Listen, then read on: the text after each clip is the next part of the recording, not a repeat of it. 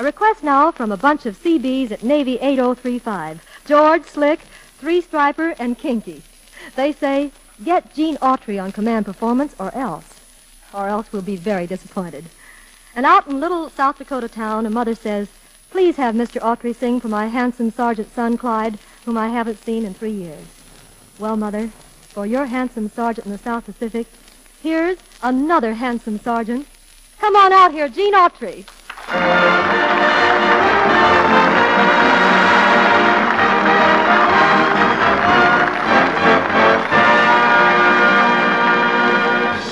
Sergeant Autry, welcome to Command Performance. Okay, Jenny.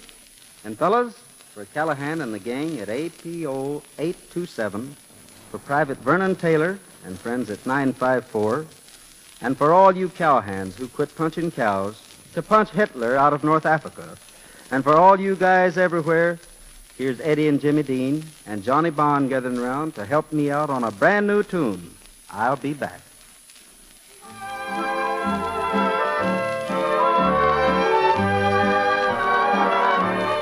I'll be back just because I know you'll be here.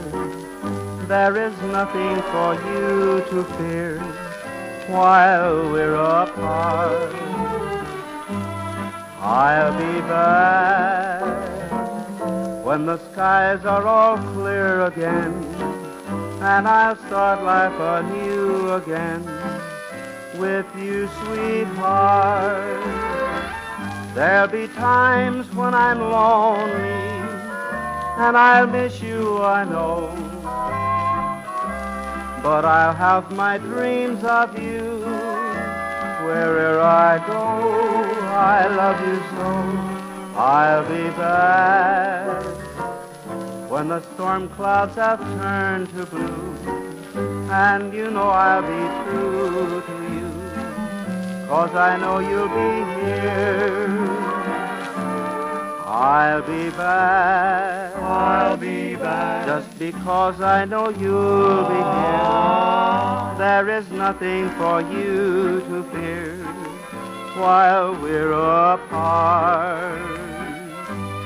I'll be back. I'll be back when the skies are all clear again, and I'll start life anew again with you, sweetheart. There'll be times when I'm lonely, and I'll miss you, I know. But I'll have my dreams of you. Wherever I go, I love you so.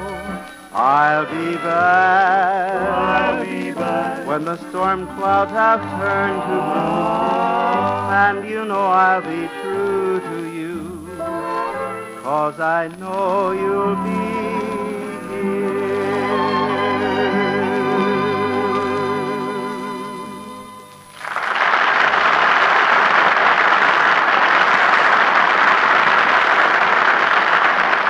Thank you, Sergeant Gene Autry. Well, when Pat O'Malley, the Lancashire lad, answered some command performance mail a few weeks ago, he only got himself in deeper. For at 980, the McGuires, the Cramptons, the O'Tooles, the O'Rourkes have started a Pat O'Malley Club. The idea being for Pat to tell one of his famous stories on command performance so that the 980 boys can copy it down and have a Lancashire little theater night. Well, one of those little Herbert stories, Madge O'Malley at the piano, and the Lancashire lad, Pat O'Malley.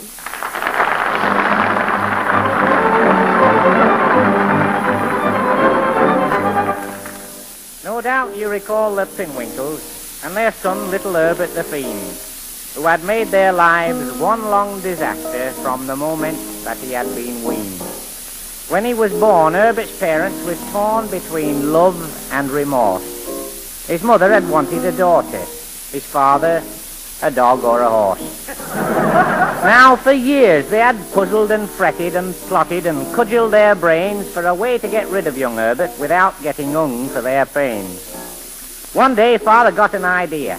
"This will do it," he said to his spouse. "I've arrived at the answer to all of our prayers. How to get rid of Herbert, our son." They're building a dam in the valley with high-tension wires all about. And if Herbert should happen to grab one of them, it will jolt him to jelly, no doubt. So they packed up a neat picnic luncheon, and they sang when they thought of the fun. And they took with them a second-hand blanket to wrap Herbert up in when done. Then they made him drink plenty of water and filled up his pockets with steel. And to make doubly sure, they got both of his shoes and pried off the thick rubber heel. Now, here's a nice place for a picnic, said Father, as he laid the lunch down on the ground in the shade of a tall sort of a skeleton tower with a high, heavy fence all around. Then he picked up an orange and tossed it. Hey, catch that, young Herbert, he said. But instead of it landing in young Herbert's hands, it went over the fence top instead. Young Herbert climbed inside the enclosure and found the orange without much ado. Then his eye spied a bright, shiny handle, and he thought, I'll take that along too. So, boy-like, he reached out and grabbed it. For a moment, excitement was tense. Father said as he saw Herbert lashing about, well, I hope he don't ruin the fence. There was flashes of lightning and thunder, and crackling noises were heard. Then something gave way, and Herbert flew through the air and lit at their feet like a bird. Well, they wrapped Herbert up in a blanket and hurried him home right away. Pa said, well, there's one consolation. We'll have no more insurance to pay. But when they untangled the blanket and rolled Herbert out from beneath, he was happy and gay and bright as a jay, and was lighting cigars on his teeth. Well, old Pinwinkle was disappointed, but he wasn't the one to be beat. He says, Mother, I've got a Gradley idea. We'll use him for power and heat. So they rented Herb out to the neighbors at 1 shilling per kilowatt hour. Some used him for vacuum cleaning, some used him for light, some for power. Now, he'd a gap in his front teeth, had Herbert, and by shoving a plug in between, you could fry up an egg, or make buttered toast, or run a large washing machine.